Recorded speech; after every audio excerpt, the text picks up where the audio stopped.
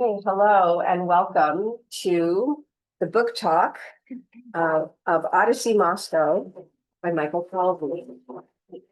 Mike Calvey is chairman of Bearing Adventures and author of Odyssey Moscow, obviously, and I will have our other moderator, Matthew Murray, introduce him. I'm Elise Giuliano, and I'm a professor here in political science and the director of the master's program and the director of the speaker series under which this book is a part. So everyone is welcome to come to all of our talks, open to the public. I just want to mention that. So feel free to sign up for our email list and learn about all of our talks for the rest of the year. Today is a special talk. I think it will be really fascinating. So I don't want to take up too much time.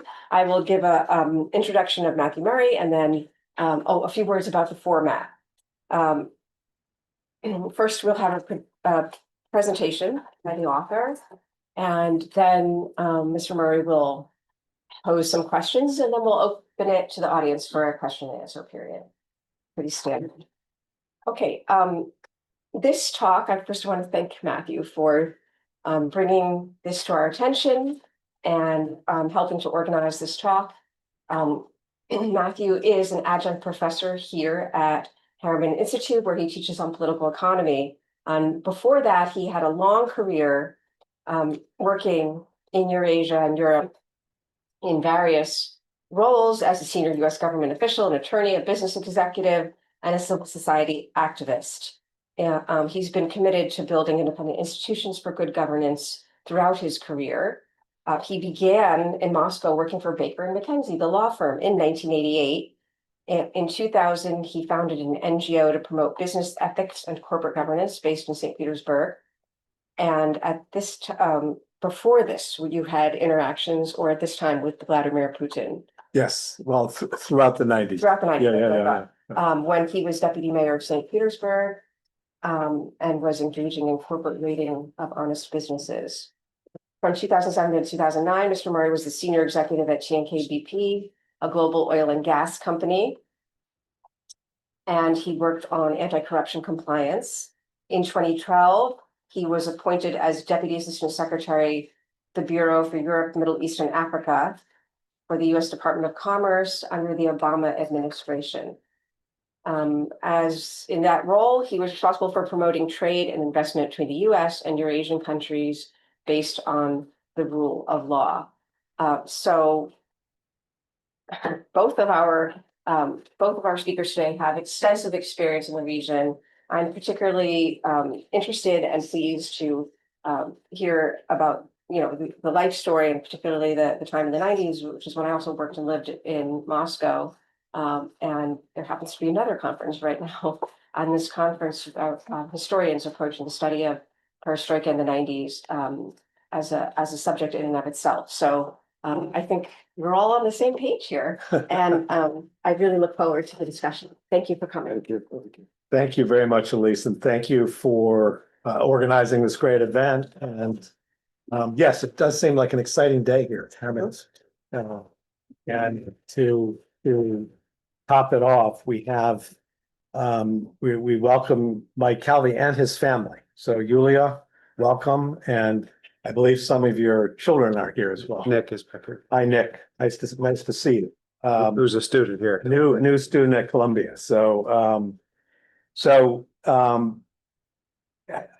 As Elise mentioned, as with many Columbia University graduates, I graduated in 1988. Gorbachev and Reagan has kind of flipped the paradigm. And I went over to Moscow with Baker McKenzie in the first wave of Americans. And, there were many Columbia grads over there at the time. We used to call it Morningside Heights, Moscow. And, there was a great deal of enthusiasm about doing well and doing good at that time and building new bridges. And at that, the paradigm was slowly shifting. And we, as an American community, had all sorts of hopes and expectations about what was possible.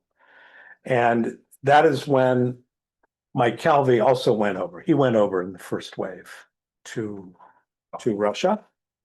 And like many first-time entrepreneurs in Russia, he started with an institution. He started with the European Bank for Reconstruction and Development, where he had a mentor and a former boss from Salomon Brothers who had sort of taken the helm at the EBRD. And so Mike started at the EBRD.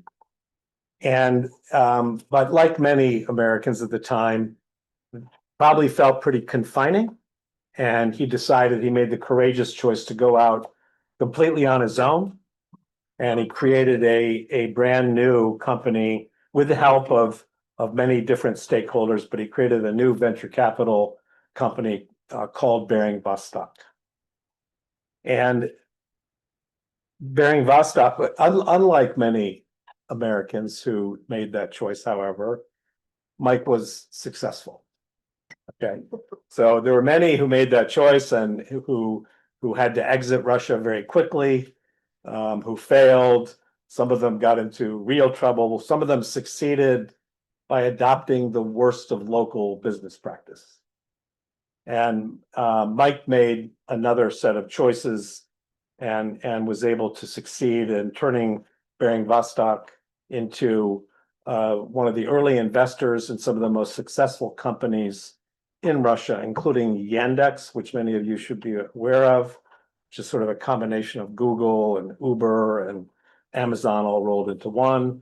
Bering was an early investor in Tinkoff Digital Bank, also a groundbreaking bank at the time. And so between over the 25 years that you ran the company, you invested $2.8 billion in over 80 different companies.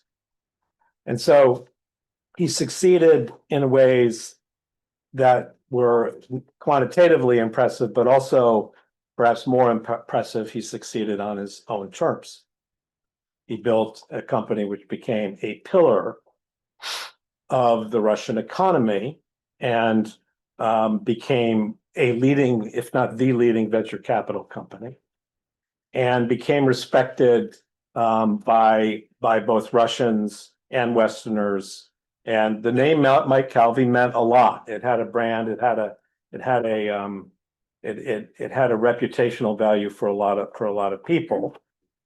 And then, starting after this 25-year period in 2019, as this book documents carefully, Mike ran into what you might call systemic risks, right?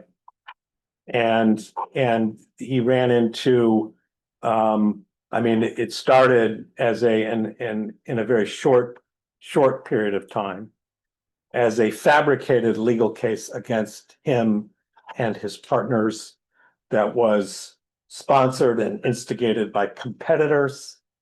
But if you know how the algorithm works in Russia, then you know that those competitors can easily capture a local law enforcement agency, or in this case, the FSB, and turn them against honest businesses. And so I'll read from Odyssey Moscow for a minute, and then I'm going to turn the floor over to you. This is Mike's voice from 2019. In the course of a few surreal, terrifying hours, I have morphed from one of the most successful Western businessmen in Russia into a prisoner of the state. So we look forward to hearing about your journey. Thank you, Matthew. I feel almost that after that introduction, I almost don't need to say anything. He did such a brilliant job of introducing the subject and me that anything else I could say would be a disappointment to all of you, but I'll try my best. And I would like to save a lot of time for questions and hope that we can have a discussion and not just a presentation. So, as Matthew said, I was one of the first wave of young Russian or young Americans who moved to Moscow in the early 1990s. Unlike most of them, I had no Russian ethnic roots or ancestors who are from the former Soviet Union, didn't speak Russian, didn't study it in university. So it was really almost an accident, or at least a huge coincidence, that I ever visited the country at all. I was working here in New York. at a Wall Street investment firm, Solomon Brothers. I was planning to get an MBA and then go back to Oklahoma, where I grew up. As funny as it sounds now, my ambition at the time was to become the governor of Oklahoma. And I thought that I would pursue a short business career before starting along that path. And after getting into business school, I thought that having grown up and lived my entire life in the United States, it might be a good idea to have a year of international experience. So I negotiated with the bank where I was working that I could work for a year in their London office and then go to Harvard, I'm sorry to say, to do an MBA at the time, which saved my spot for a year later. But just in the week that I moved to London, my boss from Solomon left to join the EBRD, which was set up in 1991 to invest in the Soviet Union. I agreed to go to EBRD instead of Solomon Brothers. At the time, I was a specialist in oil and gas investing. My boss said, there's apparently a lot of oil in the Soviet Union, so there must be something that you could do there. And the week before I actually started work at EBRD, I went on a holiday to go mountain climbing, and I was going to the town of Zermatt in Switzerland, where the Matterhorn is. And I see on the International Herald Tribune in the newsstand that a coup has happened in the Soviet Union and Gorbachev has been arrested by the KGB. So I thought, that the year I was going to spend at EBRD was going to be a complete waste of time. There's obviously not going to be any investment in the Soviet Union's oil sector after that. But I decided to go climb the mountain anyway. And in the 3 days that it took me to climb to the top of the Matterhorn and come back to Zermatt, there was a new cover of the Herald Tribune, and it showed Yeltsin standing on a tank. And the headline was, coup collapsing, KGB in retreat, et cetera, et cetera. And I started working at EBRD 2 days later. It was a really very exciting time. I think I was employee number 30 or 40 at EBRD, and we had 10 billion euros in capital, and there were just 40 of us with business cards who were told to get out there and find a way to invest the money. And the oil sector was it proved to be a very promising place to start, because that was where there was a lot of the first interest among people. I can see Robert nodding his head over there, probably also involved in some of those from a legal side. But I ended up being traveling to Siberia often I would go through Moscow. So I spent a lot of the time in Russia in the early 1990s in places like Western Siberia or the Komi Republic in the north. I visited other countries of the former Soviet Union that had newly become independent, like Kazakhstan and Azerbaijan, and ultimately was involved in probably 7 or 8 of the first 10 or so foreign oil joint ventures in all those places. And together with some great lawyers, we were putting together a lot of the first legal frameworks for investment. I'll never forget the first legal opinion that I had working on a deal started with the words in 1917. And then it went on. And this was for a project I was working on in 1992. And I just, after 2 pages of the thing, I realized, threw it in the wastebasket and realized that we were going to have to do everything on our own, that there was no legal or law system to structure things. But somehow we managed to put these together in a way where projects got built, infrastructure was made, oil was produced, the bank got repaid, and actually all of those projects were successful. But my first experiences and impressions of Russia were heavy. It was dark. I mean, everything was gray or brown. People didn't smile at you on the streets. You're an American, you walk around, you smile. And if you smile at someone, especially in those days in Moscow, they'd look at you as if you were seriously weird. I found my first interactions with the bureaucracy were just hopeless. And so it wasn't love at first sight, but it was fascination at first sight. And the initial frustration that I had once I got to meet Russians and know Russians, I had a couple of Russian colleagues at EBRD whose families I got to know. I realized that below the surface that Russians can be among the most hospitable and generous people and the most loyal of friends that you can ever have. So it became a love of Russia, but it wasn't love at first sight. It helped a lot that I met my wife there a couple of years after moving to Moscow, and I'm now proud to have a Russian American family with kids, 2 of whom are here now, who are half Russian, half American, and tried to raise them to be proud of that dual heritage. But the 1990s were a time when the economy was still collapsing. I think I ended up, as Matthew said, raising with the support of Barings, which was an old British merchant bank, one of the first foreign investment funds. We raised $160 million in 1994. But from 1991 to 1998, Russia's economy fell by about 75%. So, in America, when the economy falls by 1%, it's considered a recession and people freak out, and the stock market falls, by maybe 20%. But we dealt with a 75% economic contraction. And in 1998, when Russia defaulted on its debt and devalued its currency, the stock market in 1 year fell by 98%. So like if you had $1 million invested in the market on January 1st, by December 31st, it was only worth $20,000. And I remember talking to an investor at that time who said, Mike, you have to admit it. Russia is like the Titanic. It's sunk.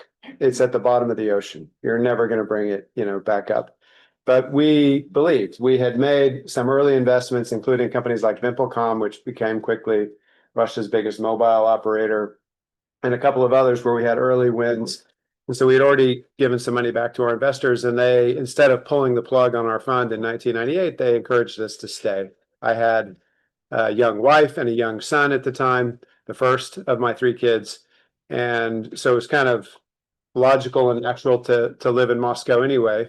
And I felt an obligation to the investors. And it also, within a month or two after the collapse, I was amazed at how resilient Russians respond to crises. So, having to, when you realize there's no one who can help you except yourself, even government officials can get things together. So before August 1998, Russia was the world's champion in tax evasion. And pretty quickly they realized they had to put some reforms together, and they cut the tax rates dramatically. I think that the tax rate, there were probably like 50 or 60 different taxes, and only a small number of companies paid them. Even the Russian central bank used to pay their own employees through a crooked scheme in order to save taxes. But they cut all the tax to 13%, and then cut out all the exemptions, started throwing everybody or people in jail that weren't paying, and people started to pay. Russia started to collect taxes. So you could see within a couple of months, even like 6 months after the 98 collapse, that the country was healing and that the economy was going to survive. And people had just given up from the outside. So it seemed to me like an investor that was a good time to invest. So we kept investing. We were the only people to raise a new fund between 1998 and 2002 in Russia. And that fund, invested at the very beginning of Russia's technology sector and internet sector. So we were investing in companies like Yandex and Ozone when they were just ideas. And we did make what in hindsight was a legendary investment of $5 million into Yandex at a time when its monthly revenues were less than $1,000. And it was burning about $1 million a year. So the $5 million kept the company alive for 5 years. And thank God they broke even in year 5. But 5 years after that, they were making $1 billion in revenues, and it went on to become a $25 billion business. And that $5 million investment was one of the best investments ever made in global venture capital.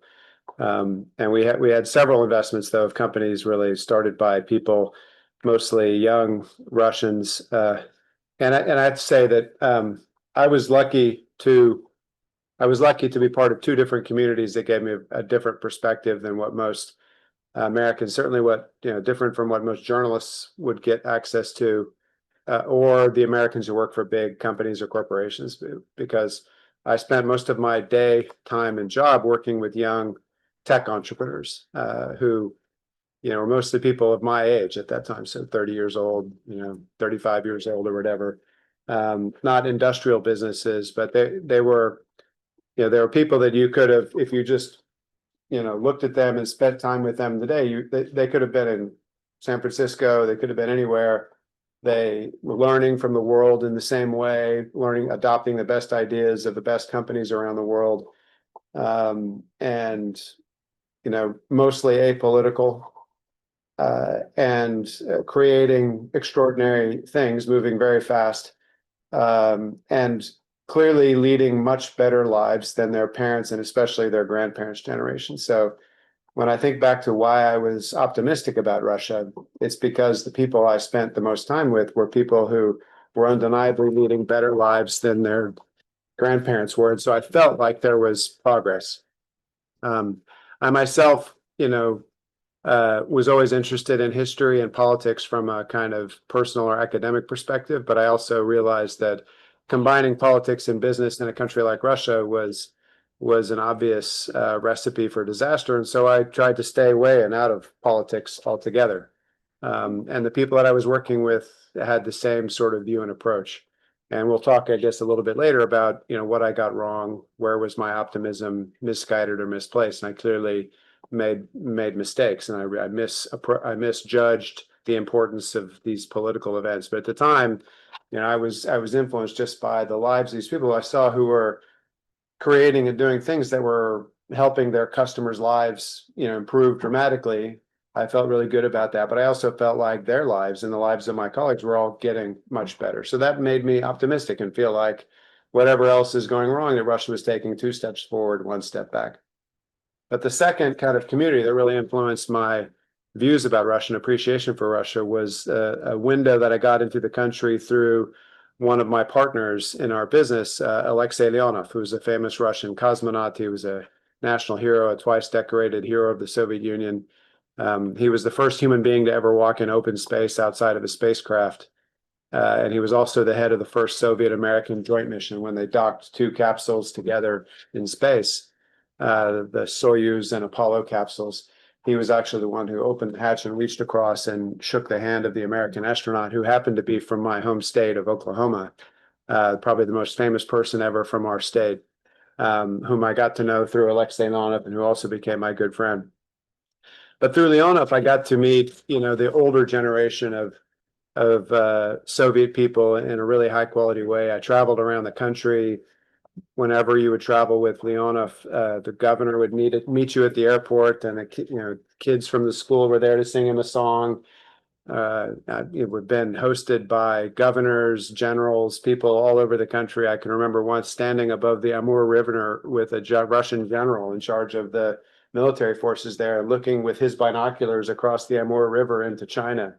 It's hard to imagine today, an American kind of in that position. But because of Leonov, I was really given exposure to these people as a friend. I mean, we were drinking together and sharing jokes and stories. And so that was also something which deepened my appreciation for Russia and love of it. But my day job was with the young tech people. And I guess that made me confident about the future. I also felt like, I knew that the work that I was doing was enormously useful for Russia.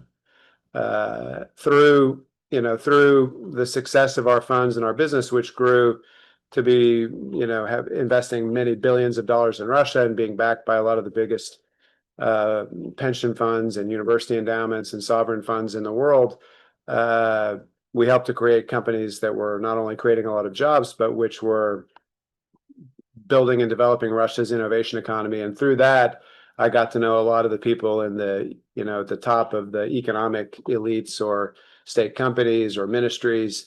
And our business was never successful because of that, but we knew those people because of the success of our business. They knew enough to know that what we were doing was really important. So when in about 2018, one of our 80 companies or investments ended up in an irresolvable dispute with 2 Russian businessmen, I underestimated how bad it could get. I took advice from some very high-placed friends who were within the government, who all encouraged me to stand our ground. We had a very strong case against them.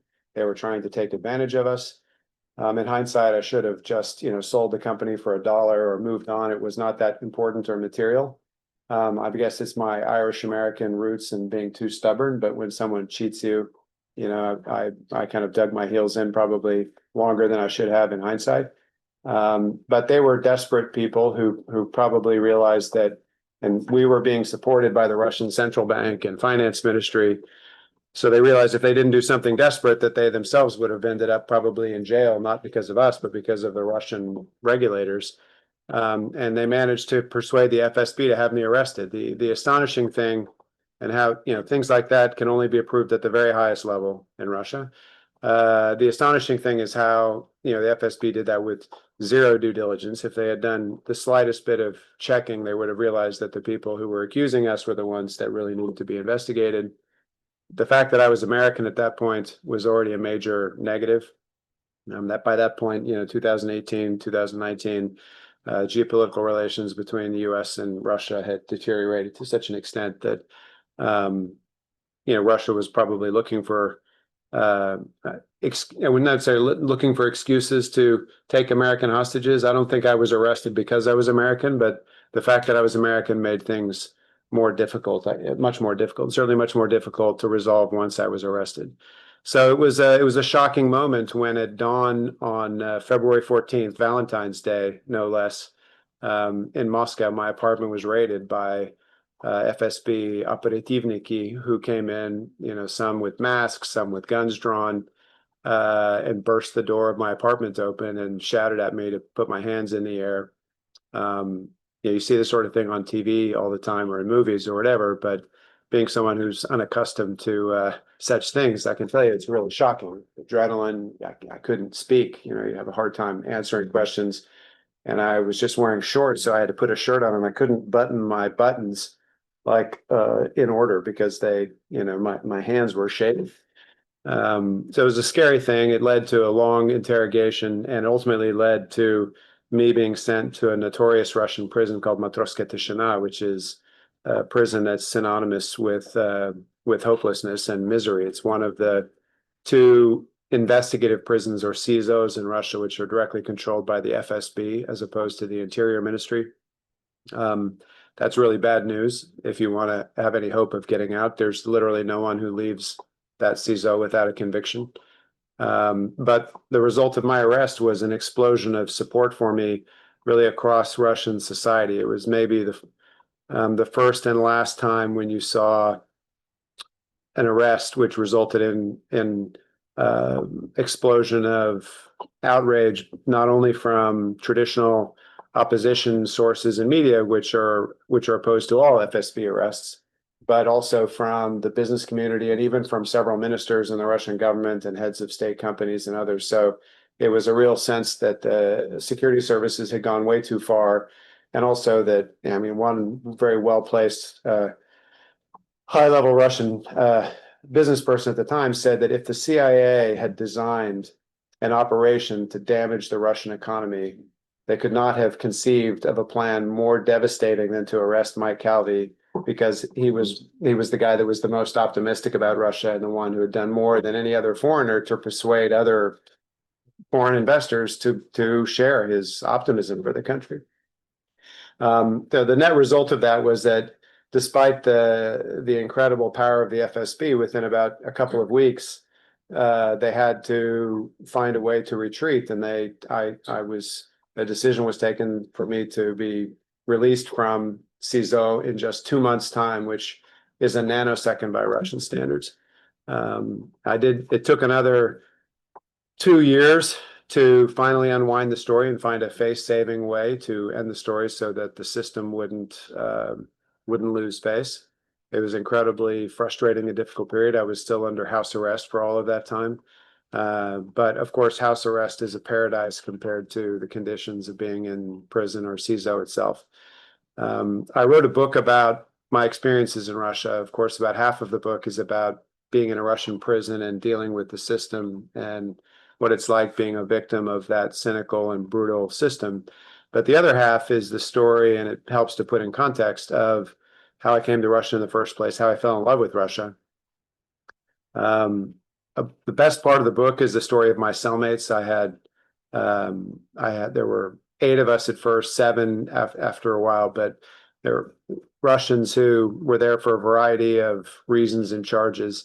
I was expecting the worst. You go to prison, you expect you're going to be put in a room or a cell with violent people, aggressive people. I thought that I might be put in a cell with people who were there on purpose just to intimidate me so that I would admit guilt.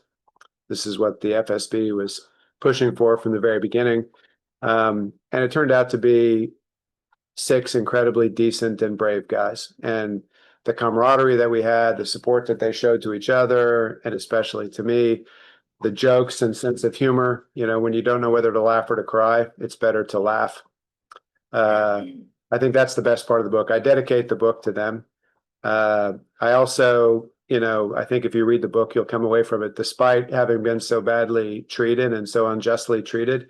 The book is still a book about admiration and love for Russians. I of course hate the system that controls the country, and I hate the people that control that system. But I love Russian people. I owe my freedom to brave Russians who stuck their necks out and were willing to push back against that system in order to have me released. I did have the support of the President of the United States, two presidents of the United States.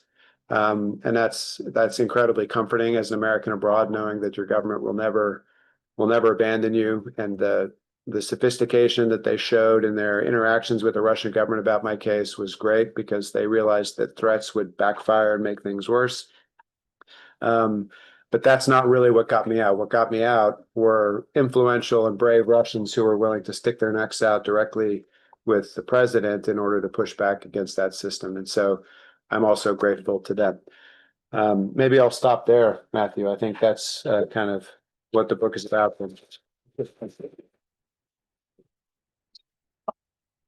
So before we dive into a deeper discussion, I want to ask you to elucidate two points. One is that at some level, the president of Russia, Vladimir Putin, became aware of your case, certainly. And he also became aware, as I understand it, that it was a mistaken case, that it had no merit. And nevertheless, that did not sort of decisively change the algorithm at the time, because, as you explain, the FSB can't admit mistakes. For them to have admitted it would have been even worse for them. And so if you could just elucidate on that point. Yeah, I think it's difficult for Americans to appreciate the level of micromanagement that exists in Putin's Russia today. The number of decisions he takes every day about everything from compensation of, top 20 managers in particular businesses or enterprises to, how many megawatts of power is going to be built in such and such new power station or whatever. It all goes across his desk because people in the system are afraid that if they do something and they haven't gotten approval, they can be blamed for it later. So, there's probably 50 times a day that he writes on a little piece of paper, "Согласен," agreed or approved. And people carry that little piece of paper as if it was the Magna Carta or some treasured artifact, that protects them within the system or bureaucracy. So I believe that, and I understand that my arrest was approved in a similar way. And before it was approved in a similar way, people coming to him also supported that. And I believe they all did so based on false information. And I'm not saying I don't blame them. I'm just saying that they were sold a false story that they approved. Some people had their own interests and motivations to do it. I believe they realized within a couple of weeks that they made a mistake for the reasons that I mentioned. But Putin will never throw the FSB under the bus. They'll never admit that system makes a mistake. If they admit one time that they arrest people under false pretenses, it cracks the entire legitimacy of that system. So the whole thing rests on their being infallible. Right. And I think also after that point, my nationality really did create a problem in resolving the case in a face-saving way, because if the FSB will never admit a mistake, they will especially never admit a mistake if it involves America or the Americans.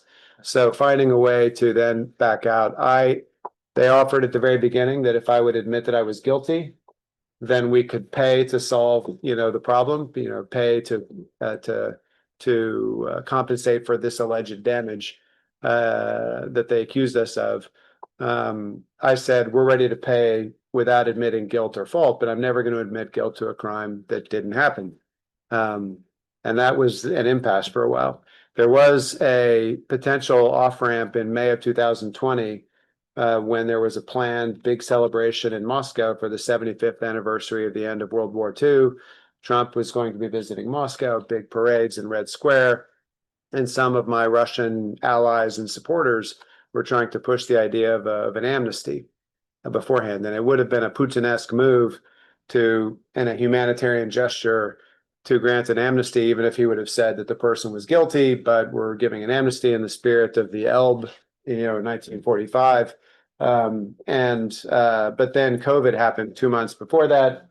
The celebrations were canceled, no visit of Trump or any other leaders, no PR benefit to an amnesty. And so we were back to square one. And it ultimately took another couple of years.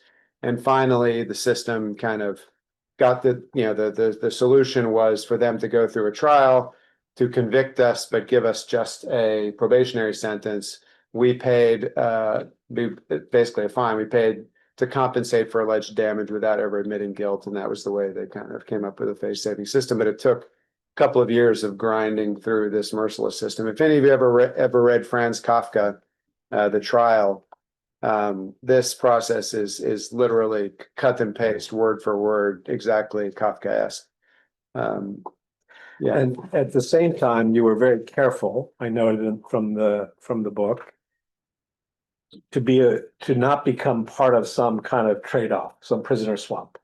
There was a concern among you, your lawyers, your network, that somehow if you put too much effort in symmetry, so to speak, you might end up as part of a prisoner swap. You did not want to do that. Yeah, they did. The Russians did propose to swap me in a hostage swap for a very unsavory character, who was later traded for another American. We don't have to name names or go into details, but they first proposed to swap for me. And I asked the US government not to include me in any prisoner swap. And the reason was, first of all, I thought I could get out faster with the support of my Russian friends than I would through any hostage negotiation. But more importantly, I had 5 other colleagues who were detained as part of the same case. Some of them were still in CISO.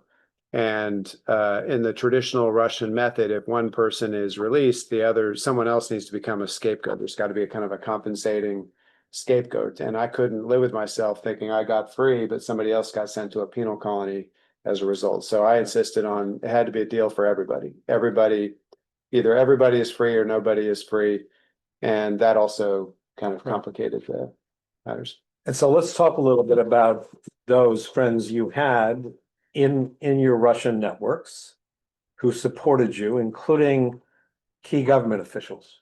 And I noted that you were even visited by one of them in prison, a guy named Boris Titov, who I happened to know and work with, and had a very unusual role in Russia that is hard to describe.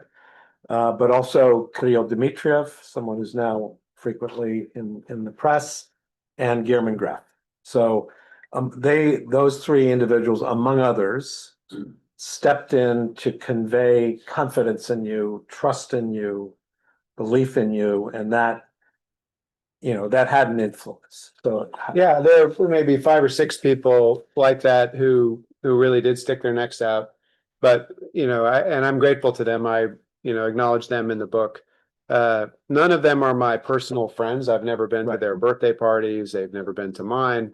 I know them through, the business that I had. They know me through the business I had. We never actually were partners or anything like that, but we had mutual respect. But more importantly, they just knew that the work I was doing was extremely useful to Russia. And they knew that it was, as long as I was detained, it was going to be impossible for Russia to convince people to invest in the country. So they were actually doing their duties to help Russia's economy by lobbying for me to be released. But still to do so, even though it was so self-evidently in Russia's interest to release me, it took courage, personal courage and bravery for these people to stand up and do this when the FSB was on the other side. So whatever else you want to say, those people showed real integrity and bravery in doing that. They were also doing their duty to their own country, which is what they would always do. But I'm grateful for that.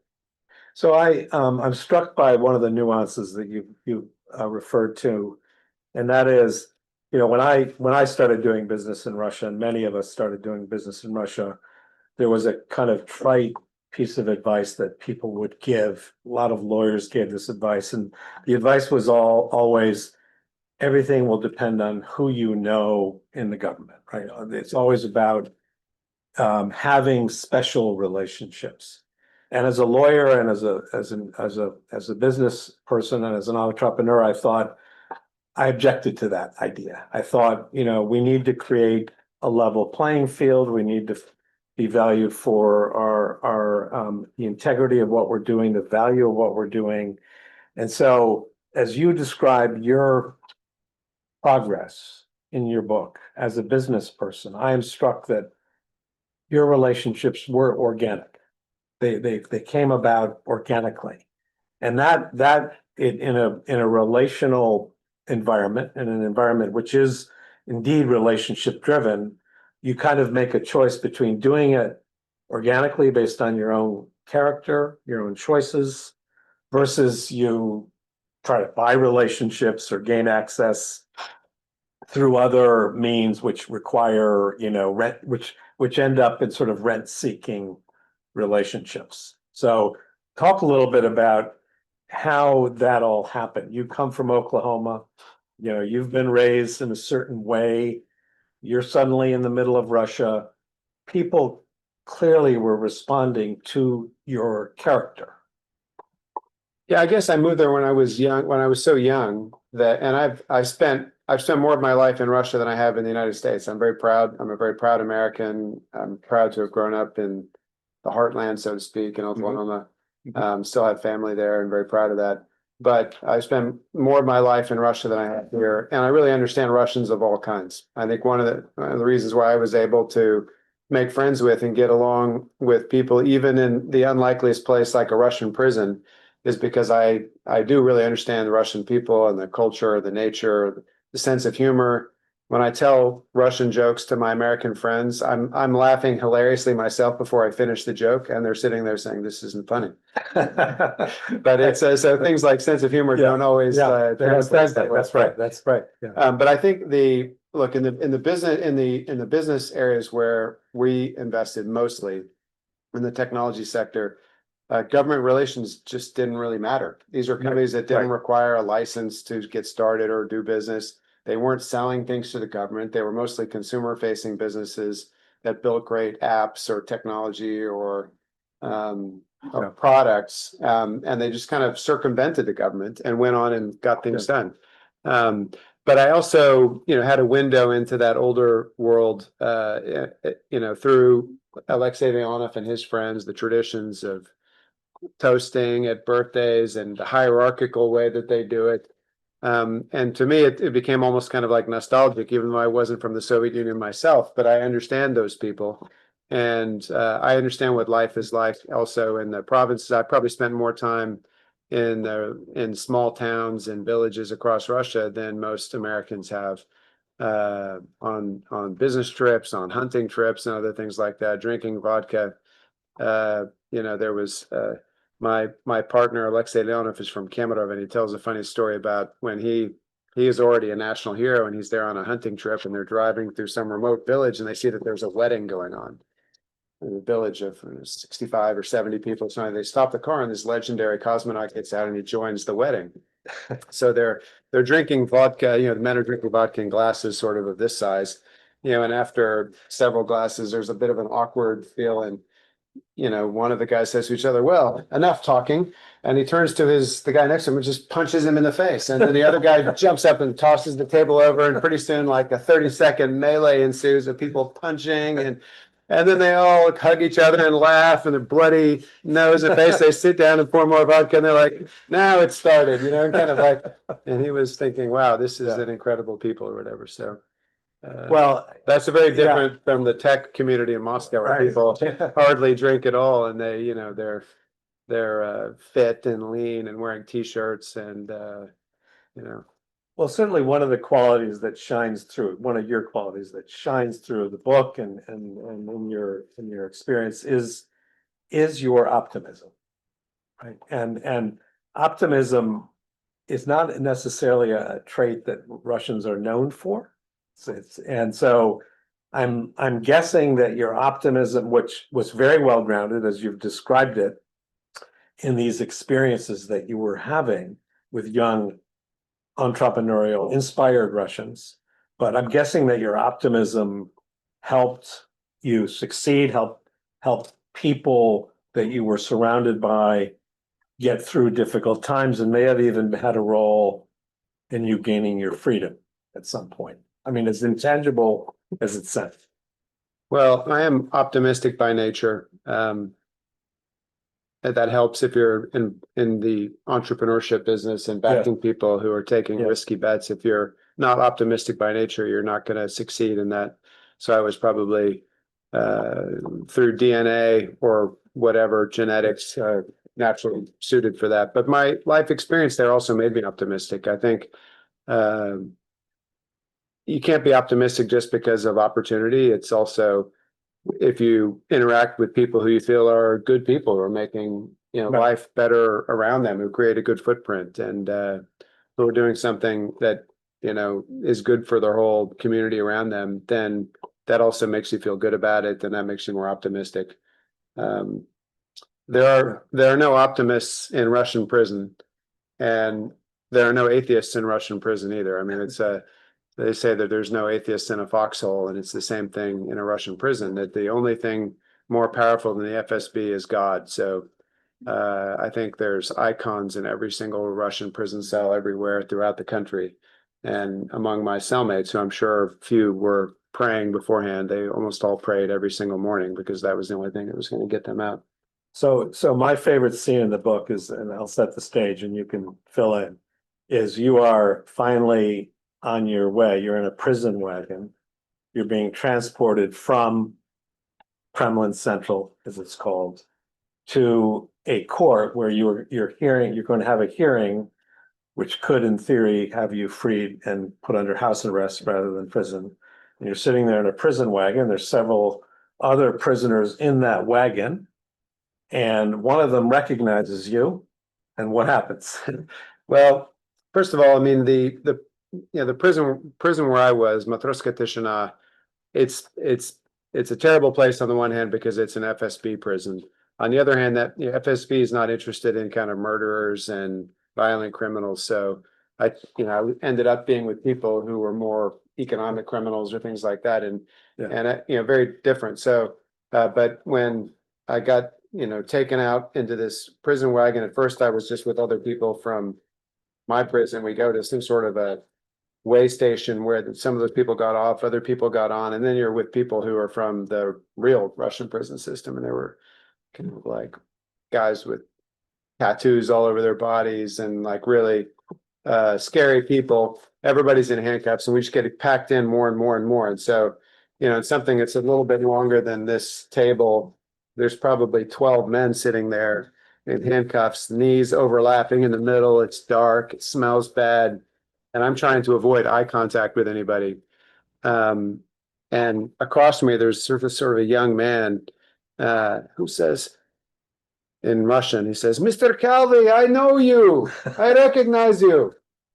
And I'm like, great, And he says, "I am fintech entrepreneur. I have great business. I would like to discuss with you." And he starts to give me his 30-second elevator pitch. And there's sort of an Uzbek guy with tattoos all over him sitting next to me. He's like, "What's my share of this going to be?" And I listen to this guy and I'm thinking, these Russians are so resilient, even you're not going to miss your 30-second elevator pitch just because you're in a prison wagon, But I told the guy, look, I admire your attitude, but this is probably not the best place to discuss the opportunity. So let me open up the floor and to questions, and go ahead, Frank. Wait, Frank, Oh, yep. introduce yourself. I'm a second year Harriman. Yeah. Thank you so much for speaking to us, and I love the book. After the book, I was curious, you didn't mention, but I'm sure you know, what happened to the two businessmen that brought this case against you, and were there serious consequences after kind of the political fallout when you were released? I don't really know, and I don't care. Actually, I turned the page and moved on. I understand that the system, the people on the top of the system realized that they were, the Russian word is podstavili. They were, I don't know, best translation, but they were put into a really bad spot by these two people by being given false information. But I don't know anything about where they are, what they're doing, and I'm not really paying attention to it. Other questions? Go ahead. Hey, I'm Adana. I'm a first year Harriman student. I'm actually in Where are you from? Kazakhstan. Excellent. I love Kazakhstan. Yeah, thank you for your capacity investing in it. Yes. It's amazing. Yeah. That's good, right? And I'm actually in Professor Maria's class on corruption, and we talk a lot about the importance of building democratic institutions and foreign investments to make a more democratic market.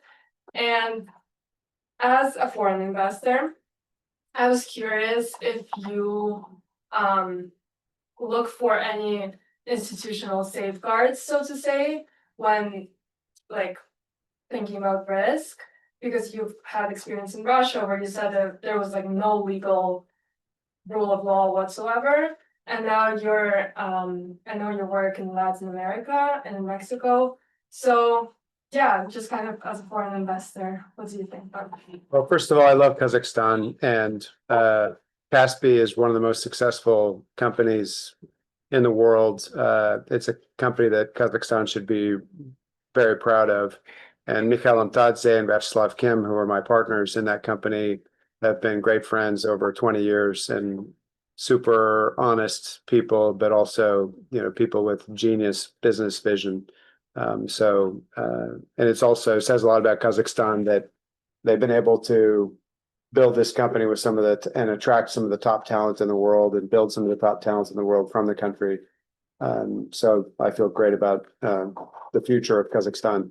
So I think, yes, what matters when you invest in international markets and especially in emerging markets, it's not necessarily democracy, but it's institutions. And people use the word rule of law, and it's such a vague statement that it doesn't really mean anything. But basically, institutions so that you can protect your rights against the state. And I think some of probably the most successful country in the world, if you look back 50 years to today, is Singapore, which has some of the best institutions for economic governance, transparency, the right balance between market-oriented and private market, free market initiatives, but also the government is engaging in certain areas or sectors and not afraid to do so. And that's a great model for other countries to follow. Of course, you need to have high quality human capital. So obviously a country like Kazakhstan has got some excellent universities and schools. That's a big advantage of the whole former Soviet Union. But I think I don't know what more I can say about that. So there is no paradise in the world, I'll put it that way. The United States is still a great place to invest and to do business, but we have our own huge problems here, including, political paralysis and an inability to balance our government budget, and we can't build government infrastructure. But I still rate our courts and our legal system and rule of law pretty highly. No matter what people are concerned now, we're better than almost everywhere else in the world in that respect. And so I think that's really super important. And I'm now involved in a project in Mexico. It's been really fun.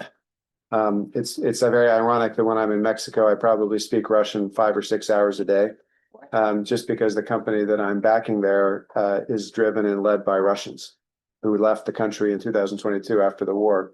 And we've built the #1 credit card issuer in the country in 2.5 years, and a super popular product. But it's also been really fun for me to learn about that country. We're approaching it very humbly. And there are some aspects of Mexican institutions which are better than Russia and some which are worse than Russia. But overall, I'm really happy to be investing in Mexico now and not in Russia. So I'm an optimist about Russian people, but I'm not an optimist about Russia as a country. Other questions, please, Chloe, go ahead. My name is Chloe. I'm a first year MA student with the European Institute. And you're from England, I can tell, right? I'm from Australia. Australia, oh, sorry, gosh, that's the worst mistake Americans can make. If you spoke for another 30 seconds, I would have figured it out. But, okay. Oh, there is that. Yeah. Also, well, I'm very interested in the Magnitsky case, and the Magnitsky sanctions, and I was wondering if you had any thoughts on the use of sanctions, obviously the US and then the global form, as a way of combating systemic corruption, especially in the business world. I have a lot of sympathy for Sergei Magnitsky's family. He was in the same prison as me, apparently on the same floor, 2 or 3 cells down from where I was, where he died. And so I know how miserable that place is. I had a very different experience there, maybe because of what happened to him and the attention that it caused. Perhaps they implemented reforms after. Maybe my case was different because it was higher profile and being a foreign investor. I didn't experience obviously the same thing, nor did any of my cellmates. But I still, I have huge sympathy, for him. He was unjustly arrested and detained, and obviously sympathies to his family. About the Magnitsky Act, look, I understand the desire to punish people. I think it's a dangerous precedent when we decide that we're gonna be the ones to punish people in other countries, even when they're deserving of it. It's really hard to say why we're going to do that in one country and not the other. How are we the ones to judge about that? I personally think it can be counterproductive as well. It can make us look hypocritical. We have problems in our own country. There's aspects of injustice here. So I don't know what the right answer or approach is to try to create and help it, facilitate reforms in a place like Russia. But I'm pretty sure the Russians themselves are the ones that need to do it. And that if we are the ones trying to impose it from the side, it's not going to work anyway. So even if we have the best of intentions, it's probably not going to help the people that we're trying to help. My name is Alexander, and I think I was the third wave to move to Russia from New York in the early 90s. And I also opened a little hedge fund, which I lost. I used more or less the same approach, but I decided I took the easy way out instead of to leave the country when they raided my apartment in Moscow. So my question will not be about all of that. It will be about books. Your book is great. I read it the first day it was out, and together with Bill Browder's 2 books, I think these are the best 3 books on Russia. But in a recent interview that you gave to Elise with Opaque, she asked you about your favorite book, and I think you said Somerset Maugham, Razor's Edge. Yeah. So my question is, can you name a couple more? Because that book is really great, and I think it's one of the best that I've read. Well, I love to read, and there's nothing like being in a Russian CISO to be on a reading sabbatical, because you have 16 hours a day when you're awake with nothing to do. And so I was that, and even house arrest, but like, I think I try to always recommend people to read different kinds of things. I love great literature. I love history. I love books about science or technology or things like that. It depends on what you're looking to solve, or what, if you want to understand what, then it's usually history. And I think best books about history that I've read recently about Russia, Anthony Beaver wrote a great book about the Russian Civil War that came out about a year ago. That's excellent. And as much as I know about Russia and its history, I learned a lot about that. I think Robert Service's great biographies of Lenin, Stalin, Trotsky are also classics. Russian literature, I mean, where do you start and end? I mean, there's so much, from Gogol to Dostoevsky, Tolstoy, Bulgakov. I read Victor Pelevin recently, which was very dark, but also interesting and fascinating, more contemporary. And as you reference in your book, one of the first exposures you had to Russia was through Friedrich Smith and the Russians. So, I mean, growing up in Oklahoma, all I knew about Russia were cliches that you would see on TV or something else like that. I never expected I would read about it or whatever. We did cover some of the Russian classics in some English classes I had in my high school, but I was in an economics class my senior year in high school, and the teacher had us read a book called The Russians by Heydrich Smith, who was the New York Times correspondent in Moscow in the 1970s. And although we mispronounced all the words, even our teacher didn't know. She was calling them dakas instead of dachas and stuff like that. So, but it was it was an inspired choice. I think she felt like the Soviet Union was our major adversary.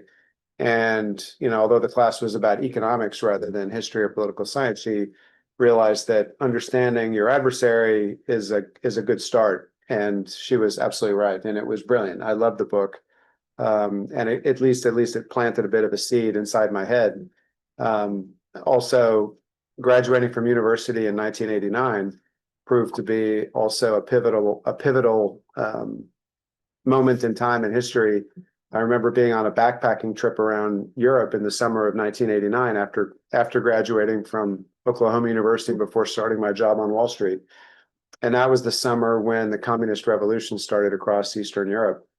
The Velvet Spring in Prague, Poland, Berlin Wall hadn't fallen yet, but events were starting to heat up there. Tiananmen Square, incidentally, on the other side of the world was happening exactly at that same summer. And we spent pretty much all of our meager funds, my friend and I were backpacking around, on beer and copies of the International Herald Tribune, which was a great newspaper at the time to read. And just following the events, meeting other backpackers coming from there, it kind of opened my eyes to that part of the world. So when I started my job at Salomon Brothers here, I started reading, paying more attention to history, starting reading more biographies and other things to learn about it. So when my boss at Salomon asked if I would come to EBRD instead and go to the Soviet Union, it wasn't a completely empty field inside my brain. There was some fertile ground there for me to say, actually, yes, this is an interesting time in history, and actually, it could be, even if I didn't expect it to be a life-changing move from that I didn't expect that 40 years later I would be speaking Russian and working with Russian people every day. I was receptive to it. I felt like this was a unique time in history, and it was going to be fun. It was going to be an adventure to be part of it. I saw a question back there. What happened to his hypothetical? But what happened to his having your friends? The cellmates, yeah. The same style, and do you still plan to become the downward no policy? The second question is easy. No. Not only would I not want to, I would be unelectable because I spent way too much time in Russia, and but I also think that it wouldn't be a very fun life. I'm so grateful I didn't go down that path, and I love the life that I have today. My cellmates,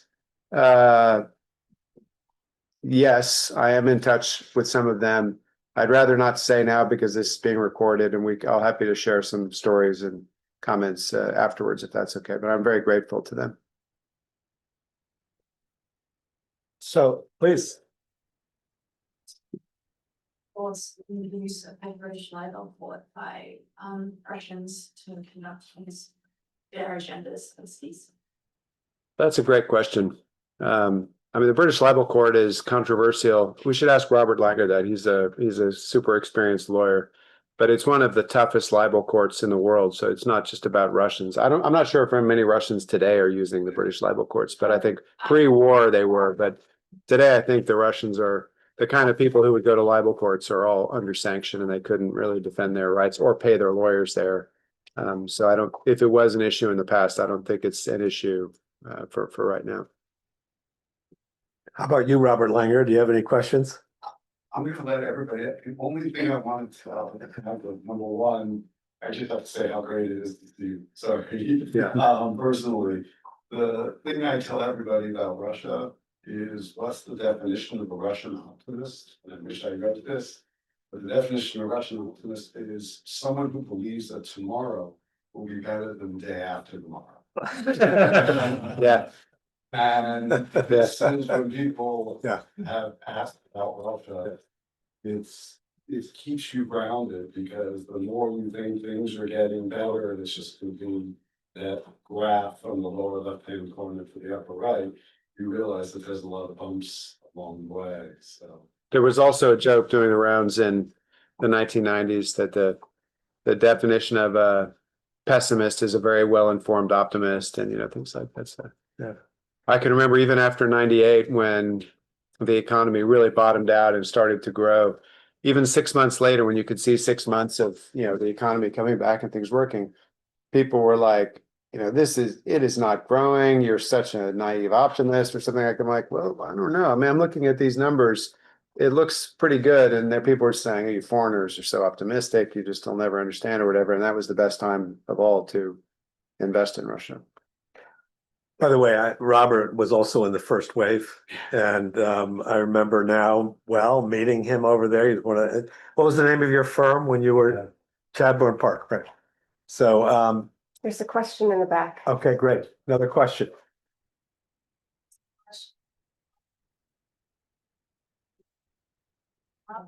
I thought it's about Russian optimism, but more or less, I'm really curious.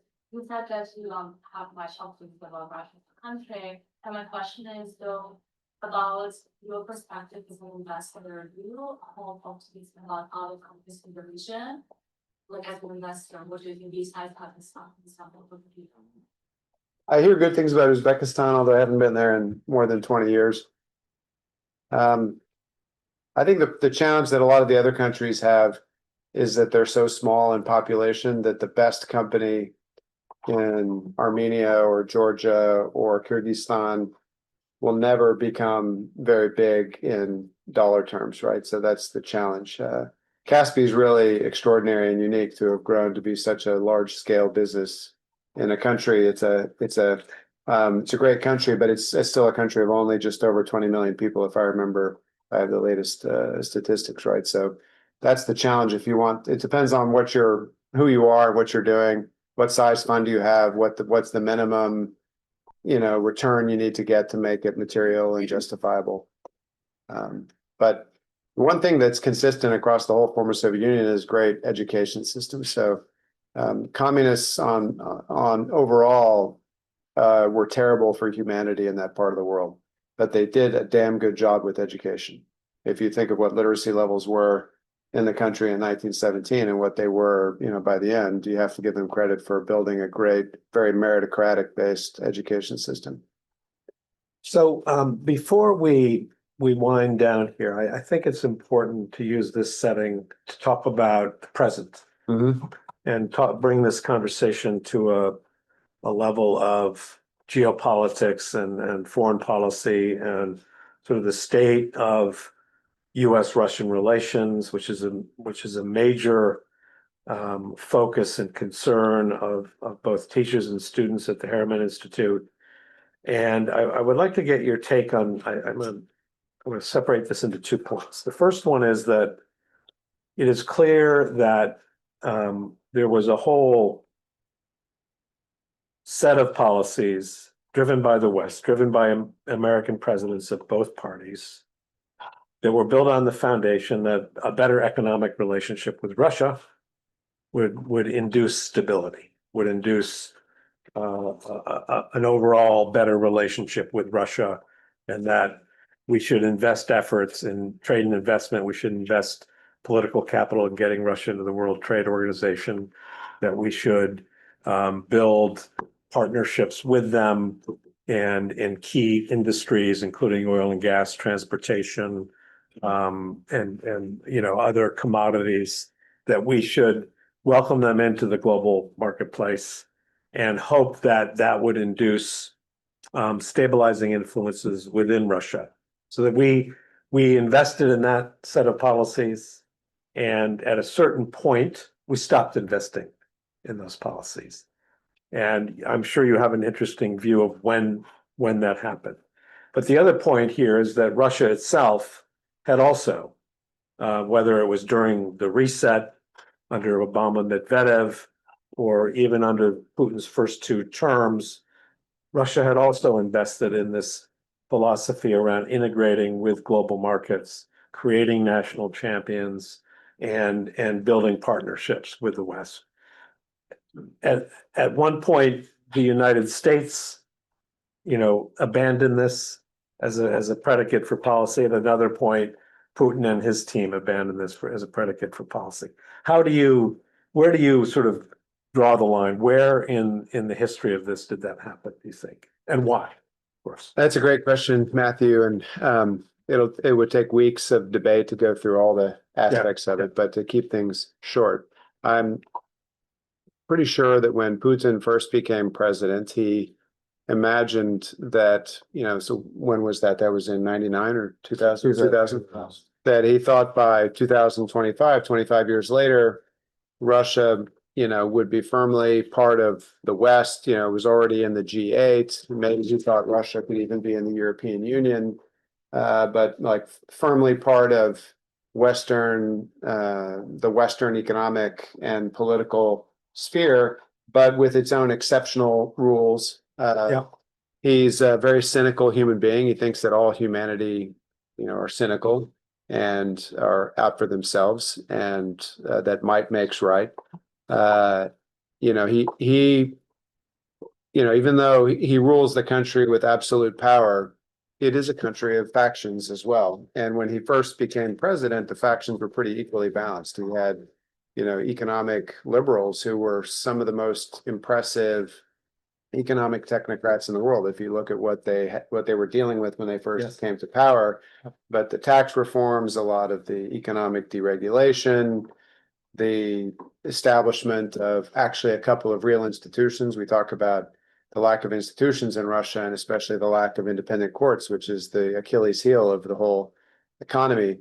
But they've built a great tax ministry, which is among the most efficient in the world, and it's quite transparent. A central bank, which is one of the best central bank regulators in the world.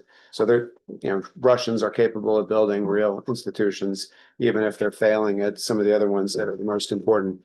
But on the other hand, you had the FSB, and Putin himself, of course, was a member of that tribe. And those different factions had opposite agendas when it came to integration with the West. The people who were the economic liberals saw integration with the West as being a natural thing, and also the economists that they studied, the businesses that they studied were all Western ones.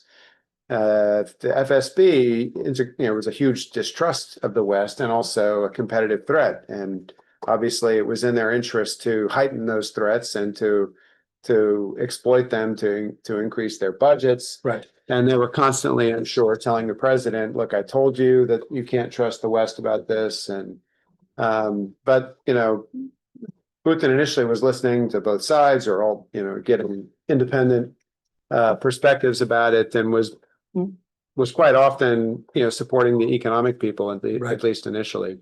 But I think geopolitics also is different from politics. But I think in hindsight, there are a number of things that happened that had nothing to do with Russia, but that influenced Putin's view about the world and about politics, including the Iraq War, the Afghanistan War, the Libya intervention, and the way Gaddafi was killed in the streets. And Putin is a extremely conservative man, and he believes that street movements and people's movements are a fundamentally bad thing. I don't agree with that view, but that's his mindset is a deep paranoia about trusting people to have any power or decision making. And what we grow up with as Americans have a feeling of, thank God, our president is not that powerful. And I say that with great caution. But Russians don't have that feeling. I mean, they think, thank God our president is powerful in defending our country, but actually they don't realize that what the consequences of that are. I guess, just to kind of keep things brief, there's also been 4 or 5 or 6 generations of leaders in every country that have been the interlocutors of Putin over time. Right. And he's obviously grown bored and tired of explaining the same perspective to people and feeling like the latest British prime minister or French president or American, whatever. And his own view gets distorted over time because he's briefed by an actually shrinking circle of people that are increasingly only from the security services and not from other parts of Russian society, which entrenches his own views. But I think that we definitely made the situation worse You'll never be able to know in hindsight, but I think it was a mistake to propose that Ukraine become a member of NATO, but it was undoubtedly a mistake to propose that it would become a member of NATO, but not today, because it created the sense of threat and risk without providing any protection. Well, I also think that even if we hadn't done that, even if we hadn't invaded Iraq and Afghanistan, the system that Putin built and his trust in the FSB, eventually there would have been tension between those factions, and it was inevitable that he would support the FSB faction and not the other one. So there were things built into the system, and if he would have lived long enough, there would have been conflict anyway, including probably a conflict between Russia and Ukraine. And that Ukraine is a whole separate and complicated story, but I do think we made things worse, but now we also have a duty or an obligation to help and support Ukraine, and we can only hope that the war comes to an end as soon as possible. But so in light of that, what do you make of the overtures that surface from time to time from the Trump administration to Putin to the Trump administration regarding the promise of economic cooperation, big deals as they are described? And there's a clearly it's happening at sort of a rhetorical level, and it's posturing, but it does sort of raise the question which you just raised, which is, as between these two very powerful constituencies, the economic integrationists, reformers, and would-be, supporters of maybe the end of the war, and the FSB and its continued vested interest in a very centralized, controlled autocratic system, does the Trump sort of set of overtures create possibilities there, or is it?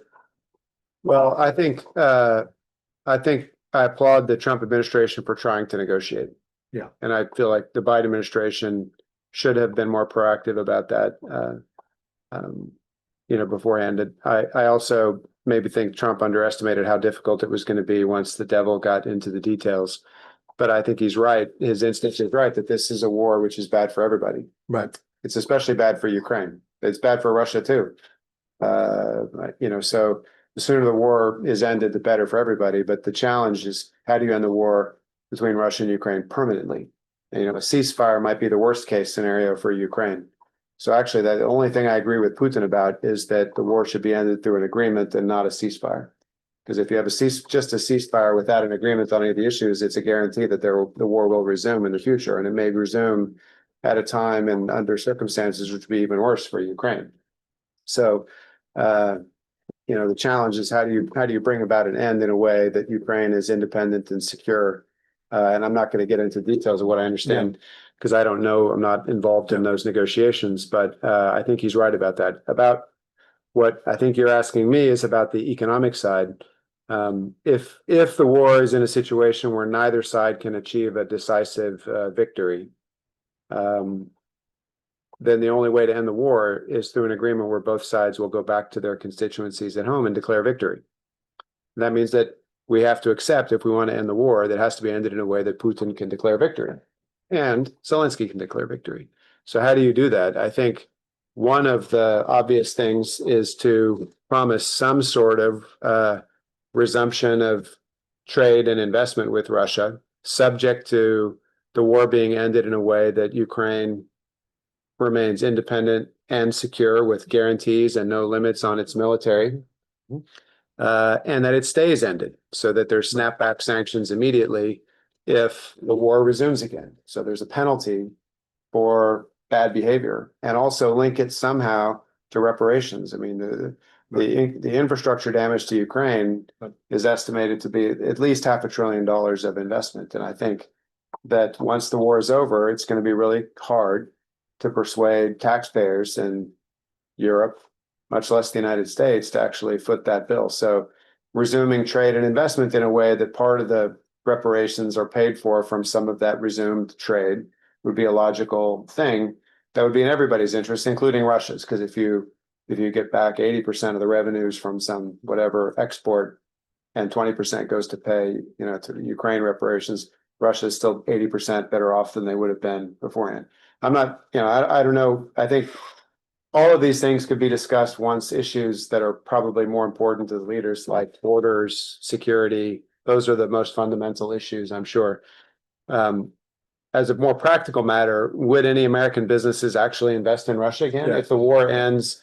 That's a tougher question. Yes. And I think the companies that just sell stuff will start selling stuff to Russia as soon as they can do so legally. That's the nature of business. But people that actually have to invest risk capital, especially if it's a big project that's got a 10-year payback or whatever, I have a really hard time imagining anybody doing that. They'll see that peace would be very fragile. There's still dozens of reasons why the peace could be ended. And so anybody that would invest in Russia again would be risking, losing that through new sanctions that would snap back. All I would say is I personally am not investing in Russia. But even though I love Russian people, and I'm very optimistic about the Russian diaspora, the Russians who've left and are working on projects elsewhere, I think you're going to see extraordinary things coming out of that diaspora 5 years from now, 10 years from now. So you also don't think that the energy majors will go back and invest in Russia? I think they'll go back to secure assets and options, but they're going to go very slow when it comes to actually investing money because it's just, so many things could go wrong. They've already been burned, some of them, by getting squeezed out of some projects. And I don't know. I may be wrong about that. I hope that things would change to such an extent that people would feel confident to invest again. I just don't think realistically you'd have to really have a huge risk appetite to go put more money into Russia, even when there weren't. What about Ukraine? Would you invest in Ukraine after the war?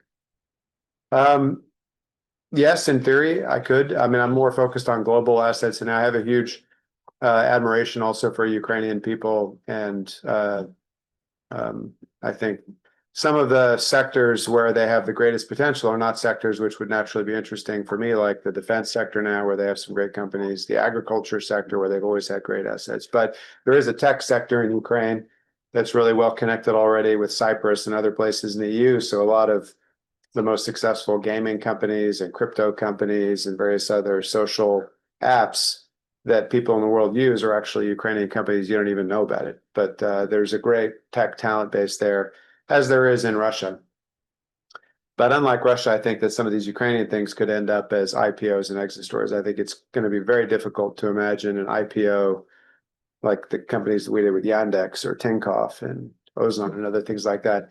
Imagining that the reintegration of Russia into the world economy post-war would happen in such a way that you could have an IPO of a Russian tech company requires so many different things to happen that it would be hard to invest in a company with that as your exit strategy. So we're at time, and I think this is a great place to end. Elise, do you have any more questions or I'll comments? just ask if the audience has any more questions. Okay, go ahead, Yeah. please. Yeah. Well, very and my mom's from Russia. She worked at the Coca-Cola branch of Odyssey, so I grew up with her talking about the traditions and everything like that. This is not a question back to the work experience, but I guess being an American that really have experience of coming in with your investment firm, what were qualities other than resilience that stood out to you in the firm that you decided to invest in? And I guess is there a relation between the ones you invested in that was successful, or what was something that really stood out to you in the portfolio that you used? That's a great question. And first of all, I love Vladivostok. It's one of my favorite Russian cities, the San Francisco of the Russian Far East, they call themselves. And it's not exactly like San Francisco, but it is facing the Pacific Ocean from the other side. And it's got a lot of great things about it. I think if I think about companies like Yandex, Caspian, Tinkoff, all enormously successful companies that became $25 billion companies or more, they have completely different approaches to management. The way they motivate and incentivize people are totally different. The structure of internal management organization, totally different. The personalities of the founders, totally different. Some more introverted, some completely extroverted. But there are certain things that they have in common and that the most successful companies have in common, that they you know, they recruit and attract some of the smartest people, and that becomes a self-fulfilling thing when you're, you know, have a core group of 10 or 20 just incredibly genius people who are working like hell. That is going to attract another 10 or 20 people with the same motivation.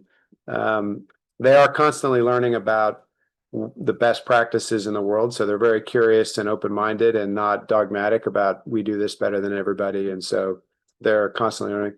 They're all totally data driven.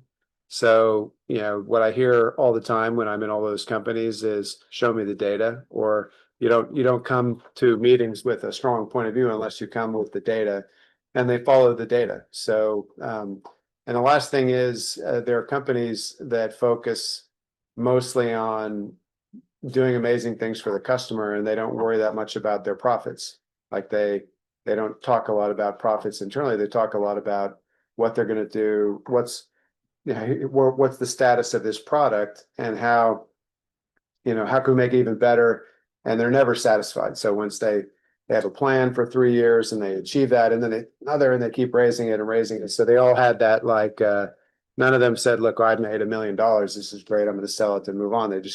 They were people with that ambition, not to make more money, but to build something bigger and greater and to achieve bigger things. So those are common features, even though if you compare the kind of personalities of the founders and everything else, it would look like it wouldn't be a great business school case study, maybe, because the stuff that business schools study look very different. There's no causation or correlation there. But in terms of culture and a lot of these subjective things, those are very similar. So if you haven't read the book yet, I really strongly encourage you to read it. It's a wonderful read. It flows very well. And I just want to close by saying it also presents a great juxtaposition to the other book out there, Red Notice, which everybody always talks about as being kind of the definitive portrait of what it meant to do business in Russia. This book is a totally different approach to that subject matter. So if you've read Red Notice, you have to read Odyssey Moscow. If you're going to choose between two of them, read Odyssey Moscow, because it actually gives you, honestly, it gives you a much more nuanced understanding of what actually it meant to do business in Russia according to principles of integrity and ethics. So, Mike, thank you very much. Thank you, It was Calvey. really great. Thank you.